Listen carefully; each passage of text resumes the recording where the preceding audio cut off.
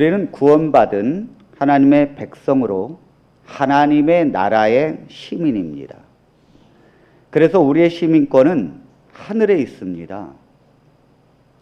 그러나 우리는 또한 대한민국의 시민입니다. 그리스도인들은 그래서 두 나라를 섬기고 있다고 해도 틀린 말이 아닙니다. 하나는 보이지 아니하는 하나님의 나라의 시민이고 또 하나는 보이는 이 대한민국의 시민입니다. 그리스도인들이 착각하는 것 중에 하나가 하나님은 보이지 아니하는 하나님의 나라만 다스린다고 생각해요. 만일 그렇다면 여러분들은 이 땅에서 살 수가 없습니다.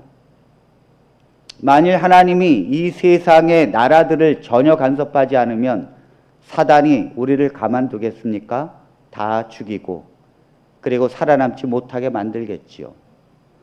그러나 지금까지도 이 나라가 존속하고 지금까지 우리가 예배를 드릴 수 있는 이 모든 것들은 하나님이 보이지 아니하는 하나님의 나라를 인도하실 뿐만 아니라 보여지는 대한민국 이렇게 나라를 하나님께서 섭리로 인도해 주시는 것이라 믿습니다. 그렇기 때문에 오늘 우리가 이 자리에 서게 되는 것입니다. 사단은 이 세상 나라를 통해서 하나님을 대적하려고 합니다. 그렇게 하기 위해서 사단이 가장 먼저 해야 될 일이 무엇인가 하면 이 세상을 통일시키는 일입니다. 사단이 하나님을 대적하려면 이 세상을 통일시켜야 돼요. 그리고 이 나라를 가지고 하나님의 나라를 대적하고 하나님을 대적해야 합니다. 그래서 세상에서는 수많은 사람들이 세상을 통일시키려고 노력을 했습니다. 바벨론이 노력을 했고 페르시아 그리고 알렉산더, 헬라, 시저의 로마, 징기스칸, 히틀러 수많은 사람들이 이 세상을 통합하려고 했다는 거예요. 그런데 그들이 통합하려고 하는 그 배후에는 사단이 있다는 것을 우리가 알아야 합니다. 사단이 이 세상을 통일하려고 하는 이유가 뭘까요? 만일 히틀러가 세상을 통일하고 징기스칸이 세상을 통일하고 알렉산더가 세상을 통일해서 모든 한 나라를 만든다면 거기에는 반드시 독재가 있게 되고 거기에는 반드시 악의 방향으로 얼마든지 갈 수가 있는 것입니다. 그렇기 때문에 사단은 하나님을 대적하기 위해 이 세상을 통합하기를 지금도 원하고 있다는 사실이에요. 하나님께서 세상을 홍수로 멸망하고 난 다음에 이 하나님을 대적하기 위하여 사단의 배격이 된 사람들은 하나가 되었습니다. 그리고 그들은 바벨탑을 쌓기 시작합니다. 그들은 다 하나가 돼서 하나님을 대적하는 일에 하나가 돼서 뭉쳤다는 것이죠. 여기에 배후에는 사단이 있다는 것을 알아야 합니다. 사단은 그래서 세상을 하나로 만드는 거예요. 그런데 지금의 나라를 유지하게 하신 분은 하나님이십니다. 하나님이 바벨론의 언어를 서로 다르게 하셨습니다. 그래서 그들의 언어를 갈라놓으셨어요. 그래서 언어가 맞는 사람들끼리 몰려다니고 이동을 하게 되었습니다. 그래서 오늘날의 나라들이 형성하는 거예요. 그래서 나라들이 서로 언어가 다른 것입니다. 하나님이 사단은 모여서 하나님을 대적하려고 하는데 하나님은 분리시키고 구별시키고 나눈다는 거죠. 왜 하나님께서 이 나라를 나누시고 분리시키십니까? 이 나라들이 서로 견제하고 서로 연합하고 서로를 위해서 테두리 안에서 보호받기 위해서입니다. 하나님이 그래서 이 세상의 나라들을 다스리고 섭리하시고 있다는 사실이에요. 우리나라도 김일성이가 쳐들어와서 그야말로 부산 빼놓고 다 점령을 당했었지요. 기적적으로 미국이 도와서 다시 이 남한이 살아나서 지금 38선을 그었지만은 지금도 이 한반도가 얼마나 팽배하게 있습니까? 이 균형을 깨트리지 않기 위해서 얼마나 노력을 합니까? 여러분, 이 균형이 깨지는 순간 다시 뭐예요? 세계 전쟁이 일어나는 거예요. 하나님은 이 균형을 붙들고 있다는 사실이에요. 하나님께서 그 나라의 균형을 붙들고 있는 이유가 뭡니까? 그래야 평화가 오니까. 그래야 그 안에서 백성이 보호를 받고 하나님을 섬길 수 있게 되는 것입니다. 이 나라가 균형이 깨지게 되면 언제든지 세상은 혼돈과 공허 속에 다시 묻힐 수 있다는 것이죠. 여러분, 나라가 사라지면 어떻게 됩니까? 난민이 되지요. 이 난민이 되어지면 얼마나 서러움을 받고 얼마나 고생을 합니까? 지금도 난민들은 엄청 고생을 하고 있는데 유엔 난민기구에 의하면 2014년도 통계에 전 세계 난민 수가 5천만 명이 넘어갔다고 했습니다. 우리나라 인구의 정도 되는 사람들이 난민으로 세상에 살고 있다고요. 그들은 지금도 배를 타고 다니고 있고 정박하지 못하고 텐트 생활하고 먹을 걸 공급받지 못한 상태에서 비난과 조소 속에서 얼마나 부족하면 나라가 망했느냐 하면서 비난하지요. 그렇게 살고 있는 이 난민이 되지 않기 위하여 하나님은 지금도 나라를 세우시고 나라를 하나님이 섭리하시고 인도해 주시는 줄로 믿습니다. 하나님이 그렇게 하지 않으면 또다시 독재자가 나타나고 또다시 세계를 통일하려고 하고 수많은 전쟁의 소용돌이 속에서 살게 될 것입니다. 그러므로 사람은 각각의 나라의 울타리가 되어서 그 안에서 보호를 받고 보장되게 사는 것이 나라입니다. 하나님이 이 나라를 유지하기 위하여 제일 먼저 하시는 일이 무엇이겠습니까? 나라의 지도자를 선택하는 거예요. 당연하지 않습니까? 하나님께서 그 나라를 지키실 때 가장 제일 먼저 하고 있는 것이 그 나라의 지도자지요. 그래서 하나님의 말씀은 각 나라의 지도자는 하나님이 정하시는 것이라고 말합니다. 하나님. 그러므로 하나님의 백성은 그 위에 있는 권세자들에게 복종하라고 하는 것이 구원받은 백성들의 삶이라는 거예요. 자, 로마서 13장 1절을 보겠습니다. 각 사람은 위에 있는 권세들에게 복종하라. 권세는 하나님으로부터 나지 않음이 없나니 모든 권세는 다 하나님께서 정하신 바라. 네, 각 사람은 모든 사람 위에 있는 권세들에게 복종하라. 이 위에 있는 권세들은 교회를 얘기하는 것이 아니에요. 이것은 나라의 지도자를 말하는 것입니다. 왜냐하면 권세는 하나님으로부터 나지 않음이 없나니 모든 권세는 다 하나님께서 정하신 바라. 하나님이 정해주지 않는 지도자는 이 세상에 없다는 거예요. 여러분, 하나님이 세상의 권세자들을 정해주셨다? 그러기 때문에 하나님이 정해줬기 때문에 그들에게 복종해야 된다고 주님은 말씀하십니다.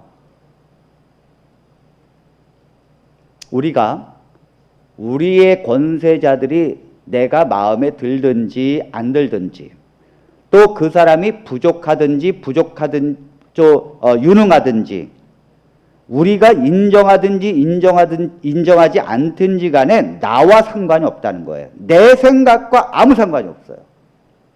무조건입니다. 무조건 권세자들에게 복종하라는 것이 하나님의 말씀입니다. 우리의 권세자들은 악한 자도 있고 선한 자들도 있습니다. 그런데 하나님께서는 선한 권세자들만 하나님께서 정하신 것일까요? 아니라는 거예요. 악한 권세자도 하나님이 정하신다는 거예요.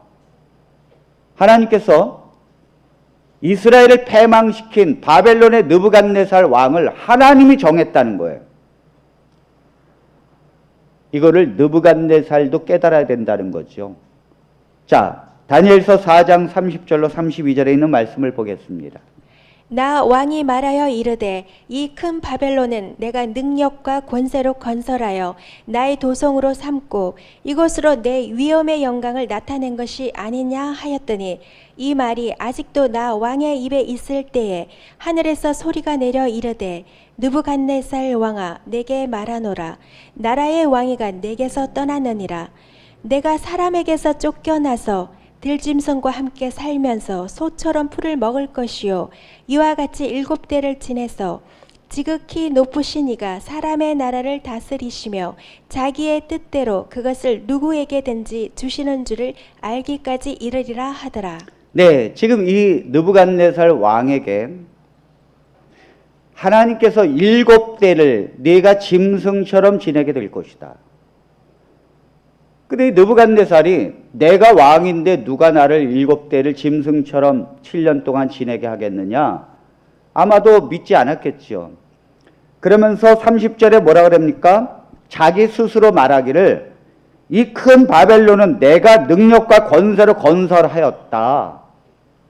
나의 도성으로 삼고 이것으로 내 위엄의 영광을 나타낸 것이 아니냐?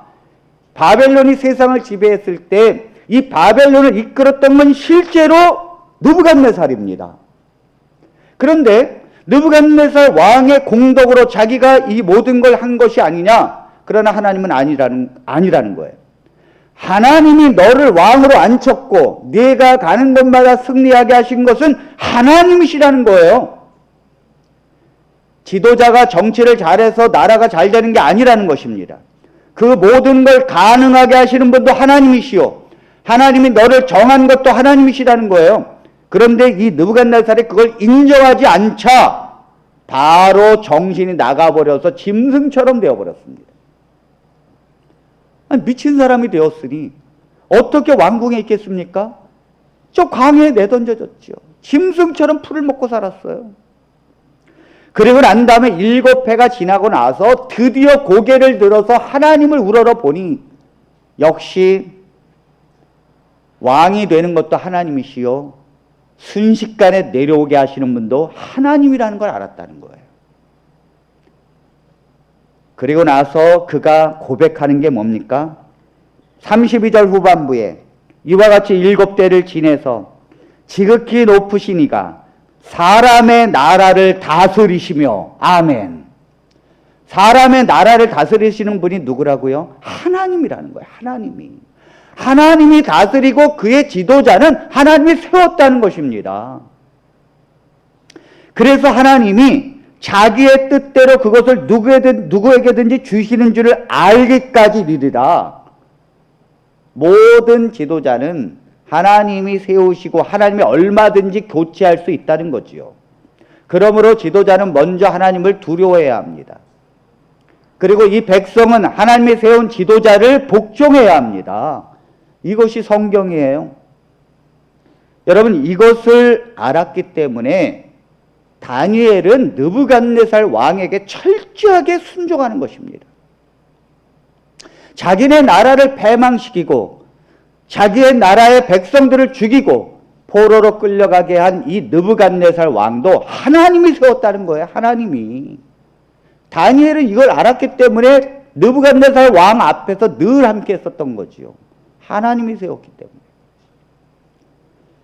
자, 37절에 느부갓네살 왕이 이렇게 고백을 합니다. 그러므로 지금 나 느부갓네살은 하늘의 왕을 찬양하며 칭송하며 경배하노니 그의 일이 다 진실하고 그의 행하심이 의로우심으로 교만하게 행하는 자를 그가 능히 낮추심이라.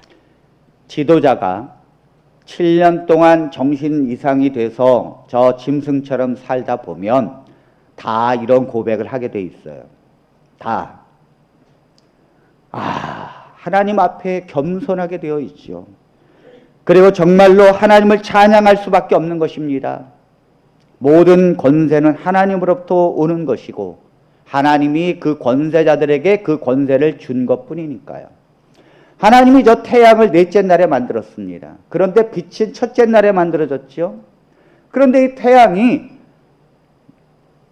그 첫 번째 날과 세 번째 날까지 그 빛은 태양 없이도 얼마든지 존재했습니다. 이 태양은 하나님의 빛을 위탁받은 것 뿐이지 태양 스스로 빛을 내는 것이 아니에요. 태양이 없어도 하나님이 이 땅에 빛을 보냈습니다. 그러므로 모든 태양까지도 하나님 앞에 겸손해야 합니다. 모든 것의 에너지의 원천은 하나님이기 때문입니다. 이걸 알아야 된다는 거예요. 하나님의 백성은 이걸 깨달아야 된다는 것입니다.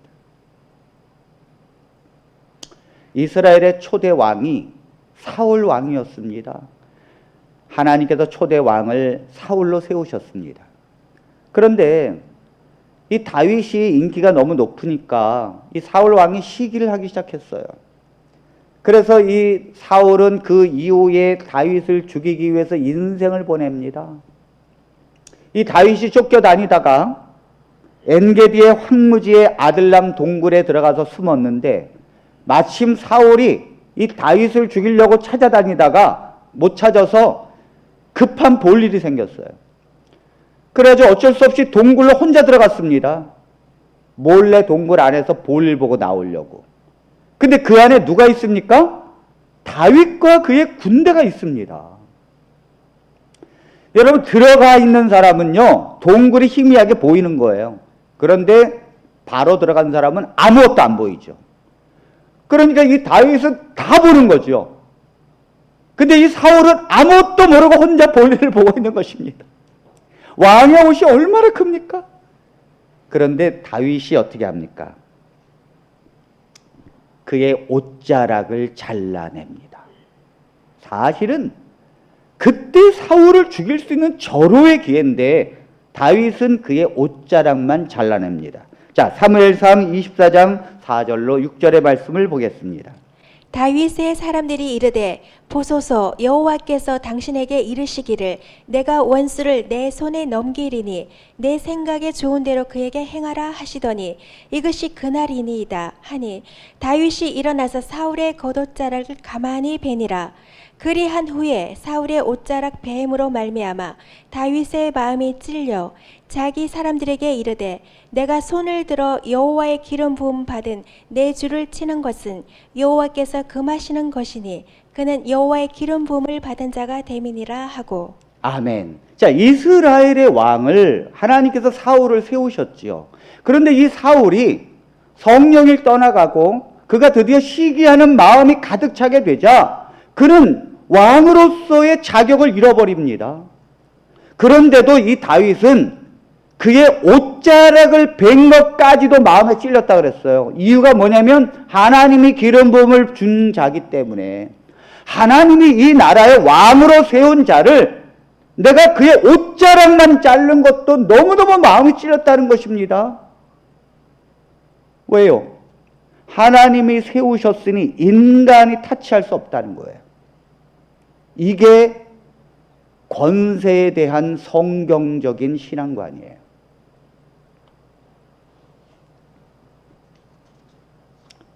그러니까 이 백성이 마음이 악해지면 지도자를 대적하게 됩니다.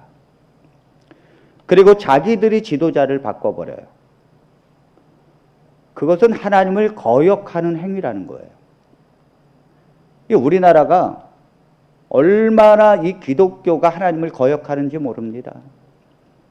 기독교가 교회에서 할 일이 없어가지고 광화문에 가서 태극기 붙들고 있고 그 다음에 뭐 또 다른 깃발 붙들고 있고 그렇게 삽니까? 그러니까 하나님이 세운 권세를 백성이 바꿔버립니다. 그러니까 하나님께서 이 나라와 이 땅에 재앙을 안 내리실 리가 없죠. 성경적으로 보면 분명한 하나님의 노여움이 있다는 거예요. 인간이 지도자를 바꿀 수 없어요. 하나님이 세웠다는 것입니다. 하나님이. 지금 이 로마서에 있는 이 말씀은 위에 있는 권세들에게 복종하라 이 말씀은 로마의 권세자들에게 말하는 거예요. 지금 이 하나님의 초대교회 로마 교인들한테 그 로마의 권세들에게 복종하라는 것이죠. 지금 그들은 핍박을 받고 있고 그들은 환난을 받고 있고 그들은 어려움을 받고 있어요. 누구에게? 권세자들에게. 그런데 그들을 대항하지 말라는 것입니다. 그들에게 복종하라는 거예요. 이건 대단한 하나님의 말씀이에요.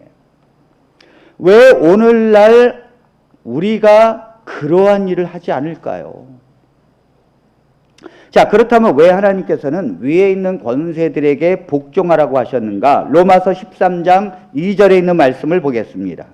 그러므로 권세를 거스르는 자는 하나님의 명을 거스름이니 거스르는 자들은 심판을 자치하리라. 네, 권세를 거스르는 자는 하나님의 명을 거스름이니 거스르는 자들은 심판을 자취하게 될 것이다. 로마의 지도자를 하나님이 세웠는데 그 지도자를 향하여 로마를 향하여서 대항한다면 하나님의 명을 거스르게 되는 것이다. 그러므로 하나님의 명을 거스르게 되면 결국은 그 거스르는 자들을 심판을 자취하게 될 것이다. 이게 하나님의 말씀이에요. 유대인들은 이 로마로부터 속국으로 살았거든요. 식민지로 살았거든요. 그러니까 이 로마에 독립운동가들이 있었어요. 그들을 열심당원이라고 말합니다. 예수님의 제자들의 많은 숫자가 열심당원 출신입니다. 그래서 베드로도 열심당원이고 이 사람들은 늘 무기를 찾고 다녔습니다. 그리고는 언제나 이 독립, 나라를 위해서 사람을 죽일 수도 있고 이 나라를 위해서 투쟁할 수 있었어요. 그래서 예수님께서 겟세마네 동산에서 내려오실 때 대제사장의 종 말고의 귀를 베드로가 베지 않습니까? 칼로. 언제나 칼을 차고 다녔어요. 예수님이 뭐라 했어요? 칼을 넣으라고 그랬잖아요. 그러니까 이 열심당원들은 무력을 통해서 늘 독립운동을 하고 있었는데 하나님께서 그렇게 하지 말라는 거예요. 안 된다는 것입니다. 권세자들에게 복종하라는 것입니다. 그런데 이 유대인들은 예수님의 말씀을 듣지 않습니다. 그래서 이 로마에게 항거하고 대항합니다. 결국은 이 로마가 쳐들어와 가지고 타이터스 장군에 의해서 AD 70년에 예루살렘이 포위되고 멸망하고 거기서 도망가서 마사다에서 다 자결하고 패망하게 됐다. 여러분, 주님이 뭐라고 그랬어요? 성경에 하나님의 명령을 거스르게 되면 그들이 뭐예요? 심판을 자취하게 될 것이다. 이스라엘 백성들이 왜 멸망했습니까? 그들이 위에 있는 자들에게 복종하지 아니하므로 그들에게 심판을 자취했다는 거예요.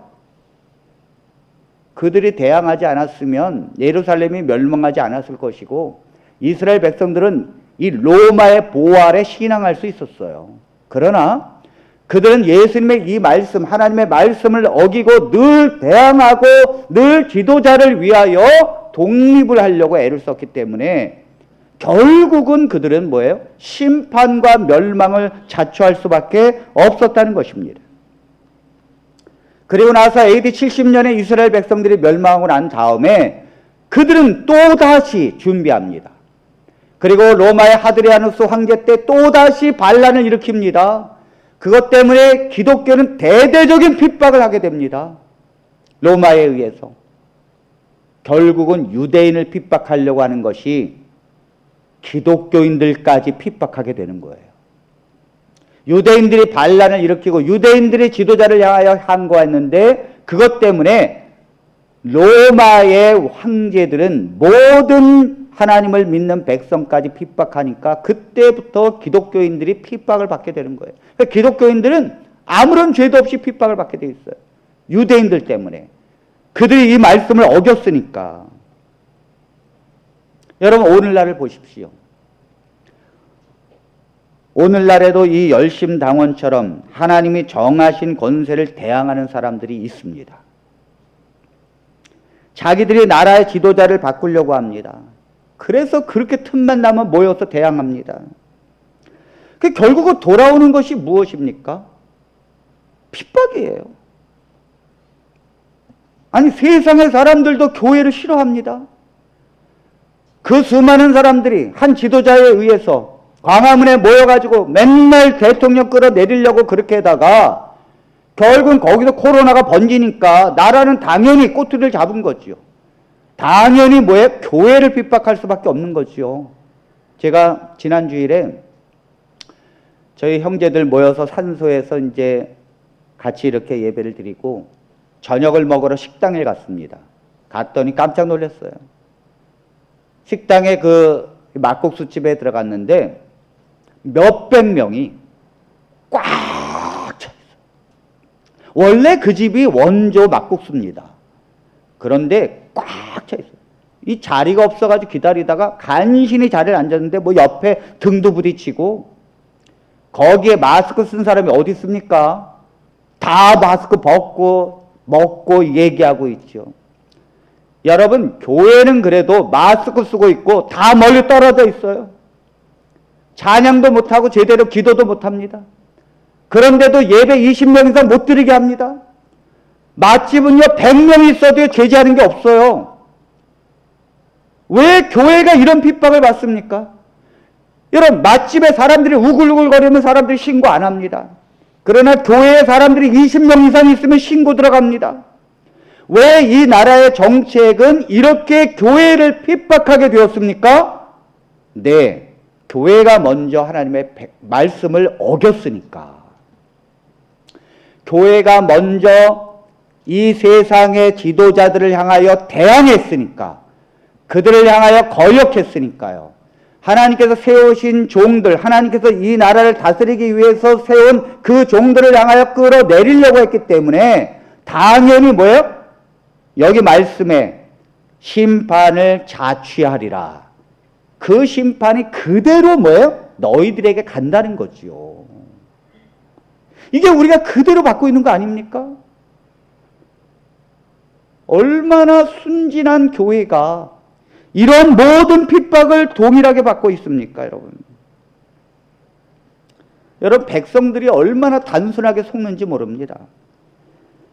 사람들이 그럴듯하게 백성들을 선동하고 또 모이게 하고 설교하면 참 백성들은 너무도 쉽게 넘어갑니다. 이 유튜브에 보면 이단들이 거의 장악해가지고 이단들이 자기 출처를 밝히지도 않고 설교를 하는데, 이 정통 교회들이 담임 목사님에게 와가지고 목사님 이 목사님 설교 들으면 너무너무 좋아요. 다 이단이에요. 진영신 목사님 네 교회의 성도도 목사님 너무 말씀이 좋습니다. 보니까 뭐 다 이단 거예요. 그러니 웬만한 교회가 어떻습니까, 여러분? 구별 못합니다, 성도들.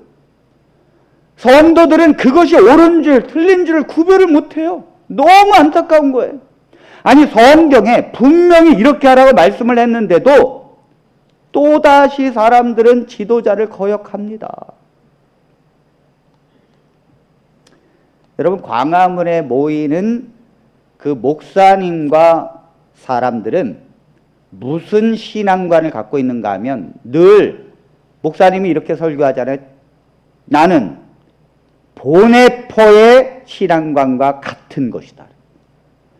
여러분, 그런 말 많이 들었죠? 인터넷에 보면 보네포가 어떻게 했고 보네포가 어떻게 했고 보네포가 이렇게 했으니까 우리가 이렇게 해야 된다 하면서 사람들을 선동하잖아요.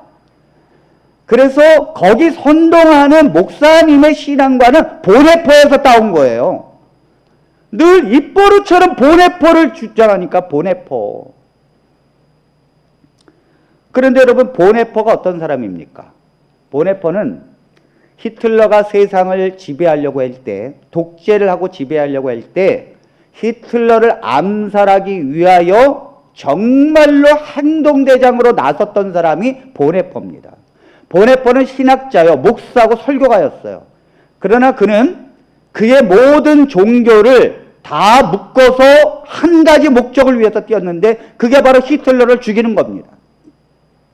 그가 사람들에게 늘 설교할 때 이렇게 말했습니다. 수많은 군중들에게, 여러분들은 미친 사람이 트럭을 운전하고 있습니다. 그래서 그 많은 사람들을 죽이면서 이 미친 사람이 운전을 하고 수많은 사람들은 그 차에 의해서 죽어가고 있다면 여러분들은 그 트럭을 피하면서 살겠습니까? 아니면 그 운전자를 끌어내리겠습니까? 그랬더니 군중들이 끌어내려야지요. 그가 바로 히틀러입니다. 그러므로 히틀러를 끌어내려야 합니다. 그를 죽여야 합니다. 이렇게 선동했다니까요.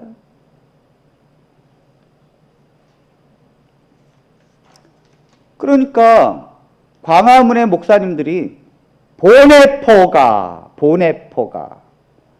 그러니까 끌어내려야 된다는 거예요. 보네포가 그렇게 살았으니까요. 그런데 백성들은 속고 있습니다. 보네포의 신앙관을 모릅니다. 보네포의 신앙관은 비종교화된 기독교를 만들려고 하는 게 꿈이었어요. 보네포의 신앙관 하면 비종교화된 기독교, 이것이 그의 꿈이에요. 비종교화된 기독교, 이게 뭐냐면 종교를 벗어나야 된다는 거예요, 기독교가. 그러면서 그가 말한 첫 번째, 하나님의 존재에는 우리 더 이상 관심이 없다는 거예요. 하나님이 계시고 안 계시고는 상관없다는 거예요. 하나님이 계시면 저 히틀러가 왜 안 죽냐 이거죠. 그러므로 하나님이 존재하지 않는다는 거예요. 하나님이 안 하시니까 우리가 해야지, 이렇게 생각하는 거죠. 두 번째, 십자가의 속죄와 부활을 믿지 않습니다. 예수 그리스도가 모든 사람을 위하여 속죄했다는 걸 믿지 않아요. 저 히틀러 같은 사람을 어떻게 하나님이 속죄할 수 있는가?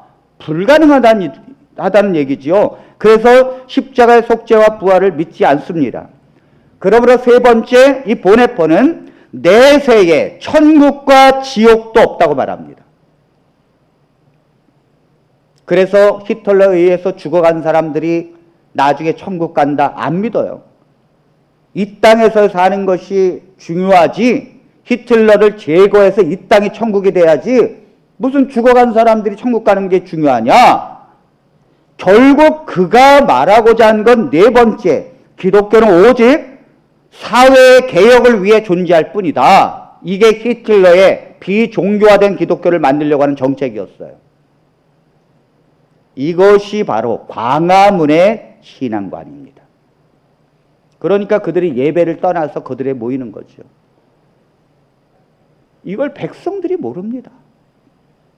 이걸 모르니까 백성들이 거기서 깃발을 흔드는 거예요. 그게 뭔지 모르니까. 얼마나 많은 백성들이 정말 하나님 앞에 천국을 믿고 속죄와 부활을 믿고 하나님의 존재를 믿고 가야 되는 이 기독교의 본질을 버리고, 기독교는 그런 것이 아니라 오직 사회 개혁을 위해서 존재할 뿐이다라고 말하는 보네포의 사상과 그 광화문을 인도하는 목사님들의 사상에 빠져서 인생을 살고 있다는 거예요. 이게 얼마나 가슴이 아픕니까? 얼마나 가슴이 아파요.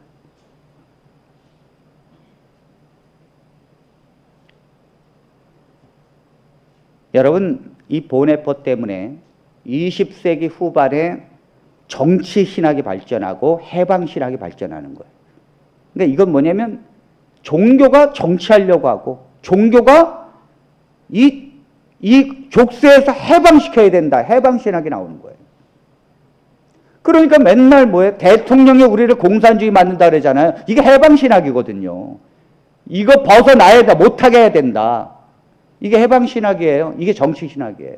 이건 다 보네포에 의해서 시작된 것이고, 결국 지금 뭐예요? 그 따르는 모든 사람들은 지금 이 노선을 가고 있는 건데, 백성들은 너무 단순해요. 아무것도 모릅니다. 아무것도. 그리고 저에게까지 와서 목사님 이거 들어보세요. 우리 가서 집회해야 합니다. 이래. 그거 다 거짓말이거든요. 제가 확인해 보니까. 성경 말씀이 분명히 있는데도 이 말씀을 따르지 아니하고 사람들을 선동하는 새치 혀를 따른다는 거예요. 하나님의 말씀이 있는데도 그 사람들 얘기 들어보면 그럴 것 같거든. 그 자료를 써보면 그럴 것 같거든. 기독교가 망할 것 같거든. 그것이 마치 정말 하나님의 뜻처럼 보여지거든요. 아니에요. 오늘날 말씀은 정확하게 말씀합니다. 위에 있는 권세들에게 복종하라. 하나님이 어떤 자도 세우지 않음이 없나니 모든 권세를 명령을 따르지 않는 건 하나님의 명을 거역하는 것이니라. 우리 교회는 하나님의 말씀을 따르는 교회가 되기를 바랍니다. 우리 교회는 이 말씀 중심이 되길 원합니다. 우리 교회는 다른 교회가 다 가도 예배에서 하나님 앞에 기도하는 교회가 되기를 원합니다. 그 본질을 붙들어야 합니다.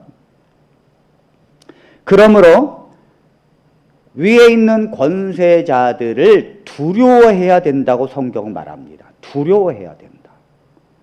자, 로마서 13장 3절로 4절입니다. 다스리는 자들은 선한 일에 대하여 두려움이 되지 않고 악한 일에 대하여 되나니 내가 권세를 두려워하지 아니하려느냐. 선을 행하라. 그리하면 그에게 칭찬을 받으리라. 그는 하나님의 사역자가 되어 내게 선을 베푸는 자니라. 그러나 내가 악을 행하거든 두려워하라. 그가 공연히 칼을 가지지 아니하였으니 곧 하나님의 사역자가 되어 악을 행하는 자에게 진노하심을 따라 보응하는 자니라. 이 나라를 다스리는 자들은 선한 일에 대하여는 두려움이 되지 않고, 여러분들이 선한 일을 하게 되면 누가 시장이 여러분들을 때립니까? 도지사가 여러분들을 감옥에 가둡니까? 대통령이 여러분들을 갖다가 책망합니까? 선한 일을 한 자에게는 그 지도자가 두려움이 되지 않는다는 거예요. 그러나 악한 일에 대하여는 되나니, 이게 뭐예요? 두려움의 대상이 된다는 거예요.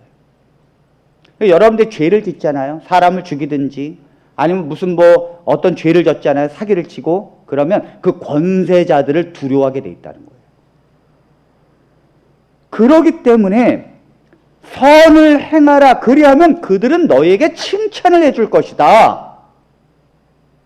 여러분, 아무리 로마의 네로 황제도요, 사람을 살리면요, 네로 황제도요, 상을 줘요. 상을 준다고요. 여기 4절에 보면 그는 하나님의 사역자가 돼요. 나라를 다스리는 사람은 하나님의 사역자라는 거예요. 사역자. 내게 선을 베푸느니라. 그러나 내가 악을 행하거든 두려워하라. 그가 공연히 칼을 가지지 아니하였으니. 내가 악을 행하면 그들이 너를 핍박하는 것은 일부러 그러는 게 아니라는 거야. 다 이유가 있다는 거예요. 너희가 죄를 졌다는 거죠. 그러므로 칼로 너희를 다스린다는 거예요. 누구의 이름으로? 하나님의 이름으로. 하나님의 백성이랄지라도 하나님은 목사만 여러분들을 위해서 지도자로 세운 게 아니라는 거예요. 하나님은 하나님의 백성을 위해서라도 그 나라에 속한 지도자를 세웠다는 거죠. 그리고 그 교회가 선한 일을 행한다. 그 지도자들 통하여 칭찬을 받게 될 것이다. 그 교회가 악한 일을 행한다. 그럼 지도자들에 의해서 너희는 칼을 맞게 될 것이다.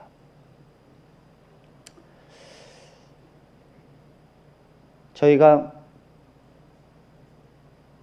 마당이 예전에 저희가 한 건 아니지만 예전에 그린벨트인데 시멘트 공그리를 쳤잖아요.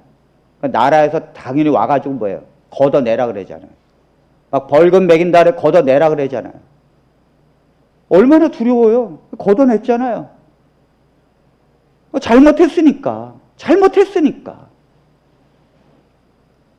우리가 잘못하면 나라의 지도자들은요, 우리의 두려움이라고요.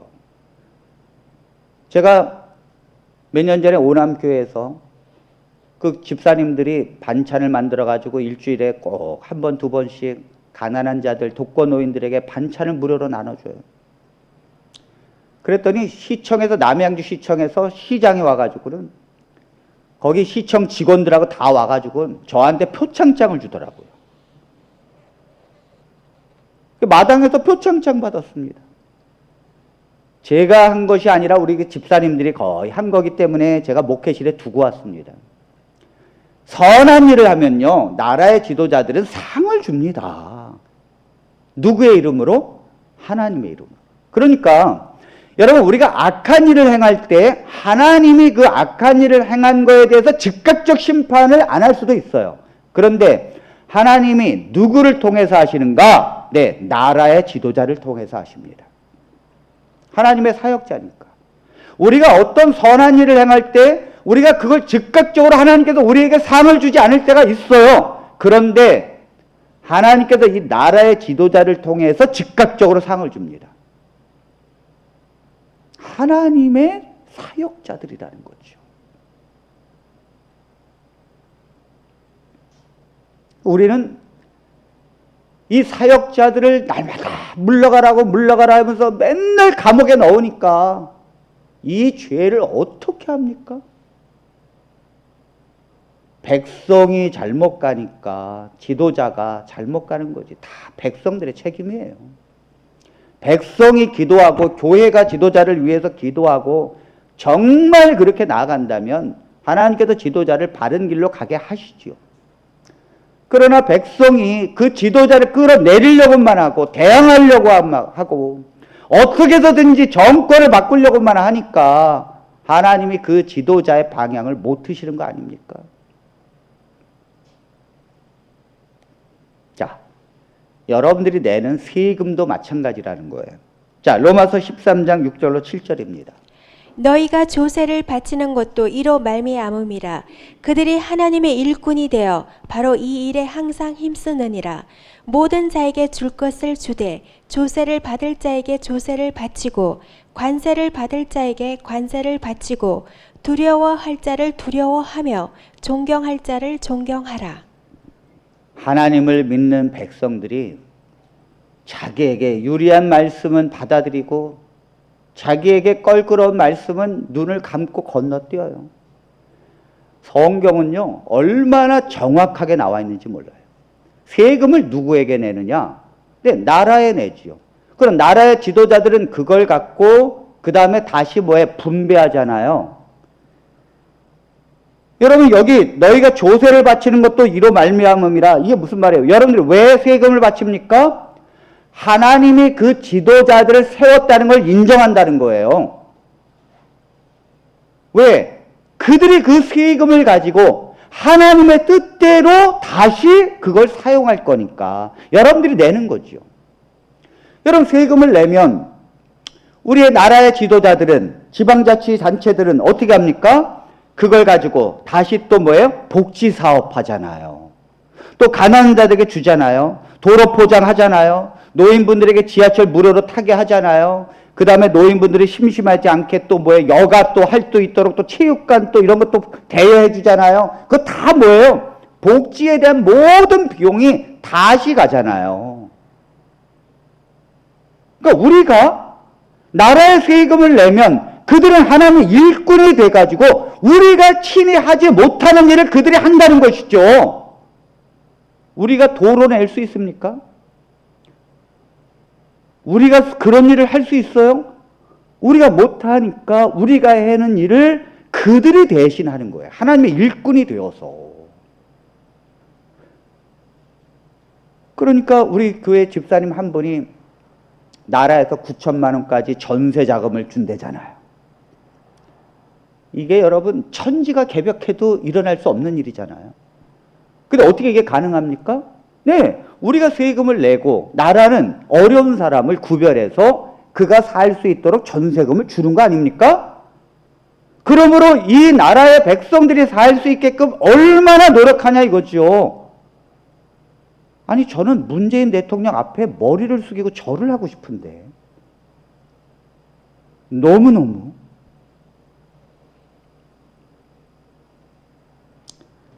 여러분, 이 권세자들에게 대항하게 되면 어떻게 되는지 아십니까? 나라가 망합니다. 예전부터 나라가 망할 때는 항상 백성들이 권세자들에게 대항했어요. 분열되고. 1517년 임진왜란이 일어나기 전에, 이미 임진왜란이 일어나기도 전에 이 나라가 기울고 있었습니다. 일본이 쳐들어올 걸 다 알고 있었지만은 막을 방법이 없었다고요. 왜요? 서로 분열돼서 싸우느냐고 정신이 없었거든요. 노론, 소론, 북인, 남인, 동인, 남인, 뭐 서인 해가지고 맨날 뭐예요? 분파 정치하면서 맨날 네가 옳고 내가 옳고 싸우니까 나라가 망하는 거죠. 그러니 그렇게 정당 정치를 하고 그 다음에 분당 정치를 하고 이렇게 서로 싸우니까 그게 뭐예요? 결국은 지도자를 뭐 욕하는 거 아닙니까? 지도자를 존경하지 않기 때문에 서로 갈라서는 거잖아요. 분열하고. 그러니까 나라가 망하지요. 우리가 6.25가 있기 전에 해방되자마자 5년 뒤에 6.25가 나서 나라가 또 패망하지 않습니까? 그 5년 동안 뭐 했는가? 네, 기독교도 서로 싸웠어요. 신사참배를 했다느니 안 했다느니, 그것이 우상숭배인데 우상숭배 했으면 회개를 해야지 어떻게 버젓이 저렇게 지도자로 가는가 하면서 싸우고, 그 다음에 신사참배한 사람들은 아니 교회 총회가 신사참배는 우상숭배가 아니라고 결정을 해놓고 우리가 신사참배했다고 지금에 와도 뒤집어 쓰면 뭐가 되느냐고 하면서 서로 싸웠거든요. 그리고 이 나라의 백성들도 서로 싸웠어요. 공산주의가 맞대느니 민주주의가 맞대느니 하면서 서로 싸우고 분열되고 하니까 결국은 이 나라가 두 쪽 갈라지잖아요.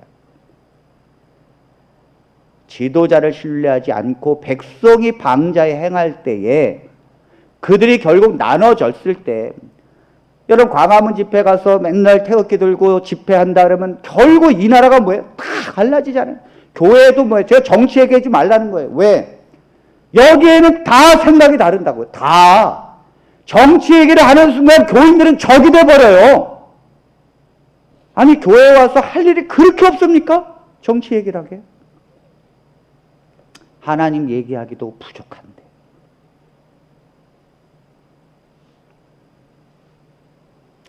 그렇다면 많은 사람들이 이렇게 생각합니다. 목사님 몰라서 그렇지 우리나라가 공산주의가 되려고 그러잖아요.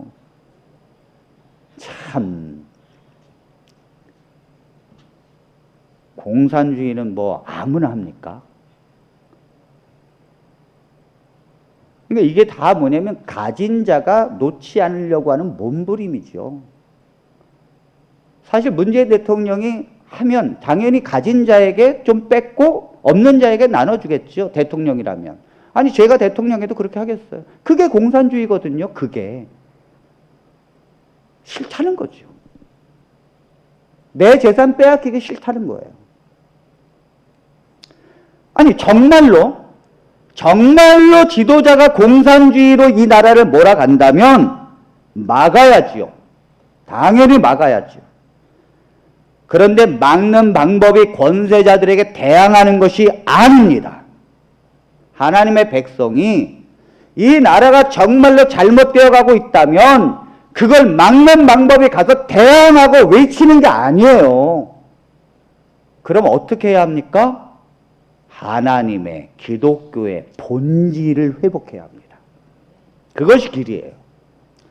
정말로 이 나라가 잘못되어 가고 있다면, 정말 이 나라의 지도자가 정말로 잘못 가고 있다면 대항하는 게 아니라, 왜요? 다윗도 대항하지 않았고 다니엘도 대항하지 않았어요. 그러므로 대항하는 것이 아니라 정말 신앙의 본질을 가지고 매달려야 합니다. 기도해야 되고 말씀을 붙들어야 되고 하나님의 교회와 성도가 먼저 그 말씀대로 살아야 합니다. 그리고 복음을 붙들고 하나님 앞에 기도해야 합니다. 그러면 하나님이 고치겠다고 말씀하십니다. 자, 역대하 7장 14절입니다. 내 이름으로 일컫는 내 백성이 그들의 악한 길에서 떠나 스스로 낮추고 기도하여 내 얼굴을 찾으면 내가 하늘에서 듣고 그들의 죄를 사하고 그들의 땅을 고칠지라. 백성이 타락하고 곁길로 가고 있는데 이유가 뭐냐면 왕이 우상숭배하고 타락하니까. 왕이 우상숭배하고 타락하니까 이 나라가 엉망이 되는 거죠. 이스라엘 백성이. 그런데 그 비결이 뭐냐? 그 왕을 끌어내리라? 아니라는 거죠. 내 백성이. 내 이름으로 일컫는 내 백성이 그들의 악한 길에서 떠나서 스스로 자신을 낮추고 기도하여 내 얼굴을 찾으면 하나님을 구하라는 거예요. 하나님이 지금 이 죄악 때문에 떠나 있는데 내가 스스로 낮추고 악한 길에서 스스로 떠나게 되면 그 하나님을 다시 구하게 되면 그 하나님이 다시 오신다는 거죠. 그리고 그 하나님이 알아서 이 땅을 고치겠다는 거예요. 아멘. 아멘. 왜 기독교는 이 길을 가지 않죠?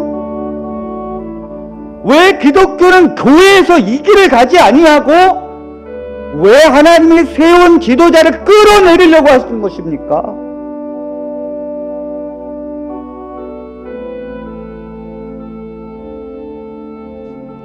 악한 길에서 떠나야 합니다. 교회가 신앙의 본질을 회복하고 내가 하나님 앞에 선하게 살지 못했던 것, 우리 교회가 하나님 앞에 제대로 가지 못했던 것, 개인적으로 하나님 앞에 기도하고 죄를 위하여 탄원하고 하나님께서 이 교회를 멀리했다면 하나님의 얼굴을 찾아서 그 하나님을 구하는 것, 성령을 구하고 하나님의 영이 다시 우리에게 임할 수 있도록 하나님 앞에 간절한 심령으로 낮추어서 가는 것, 그것이 된다면 정말로 하나님께서 이 나라를 고칠 것이고, 이 나라를 고치기 위해서 먼저 지도자에게 그러한 마음을 주실 것이라 믿습니다. 더 이 백성을 위하고, 더 나라를 위하고, 더 사람을 위하는 정치로 가기 위하여 하나님의 성령이 그를 움직일 거예요. 왜 이걸 못 믿느냐고요. 왜 하나님이 그걸 하실 수 있도록 해야지 왜 내가 그 일을 하려고 하는 것입니까?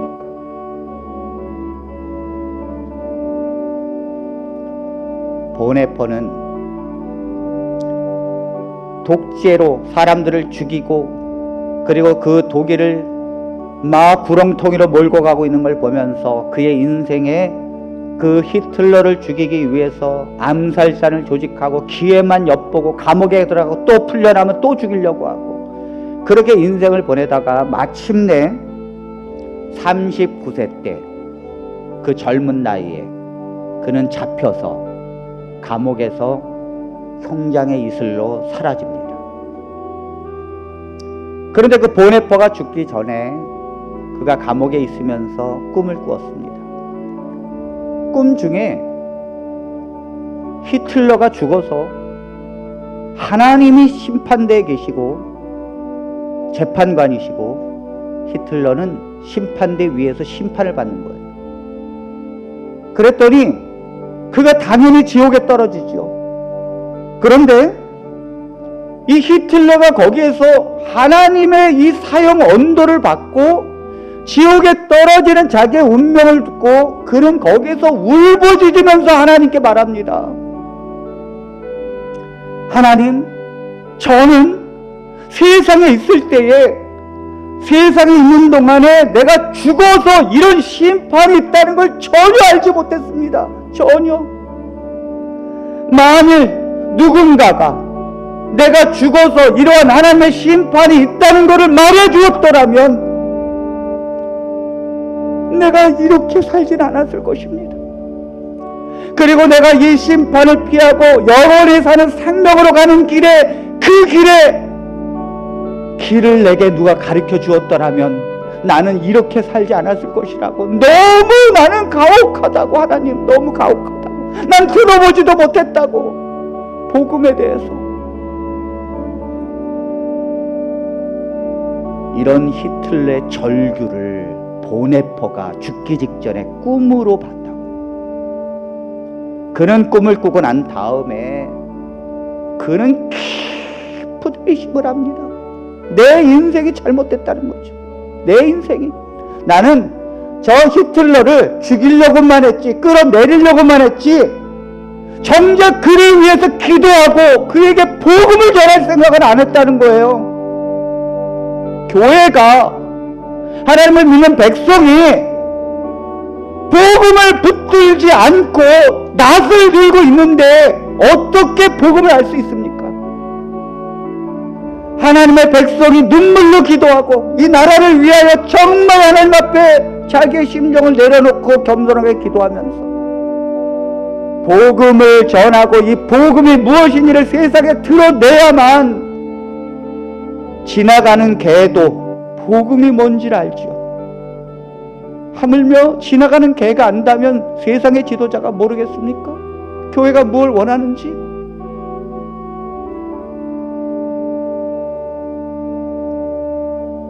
어둠을 이기는 수단은 싸우는 것이 아니라 불을 밝히는 것입니다. 어둠은 싸워서 물리쳐지는 것이 아니라 환하게 불을 밝힘으로 그 어둠을 물리치는 것이죠. 복음은 세상의 빛입니다. 세상의 소금입니다. 여러분들은 그런 복음을 가진 자로서 세상의 빛과 소금이 되라고 주님은 말씀하십니다. 세상에 아무리 어둠이 있다 할지라도 가정에 어둠이 있습니까? 여러분들의 자녀가 어둠이 있습니까? 여러분들의 정말로 직장에 어둠이 있습니까? 여러분들이 신앙의 본질을 스스로 회복하고 하나님의 복음의 삶을 산다면 그곳이 어디든지 그곳은 밝은 빛이 될 줄로 믿습니다. 이 나라가 그렇게 될 것이고 이 백성이 그렇게 될 것이고 이 교회가 그렇게 될 것이라 믿습니다. 우리 사랑하는 모든 성도들이 승리하고 이 명절 우리가 긍정적이고 나라를 위하여 기도하는 귀한 하나님의 백성으로 승리하기를 간절히 바라면서 말씀을 마칩니다.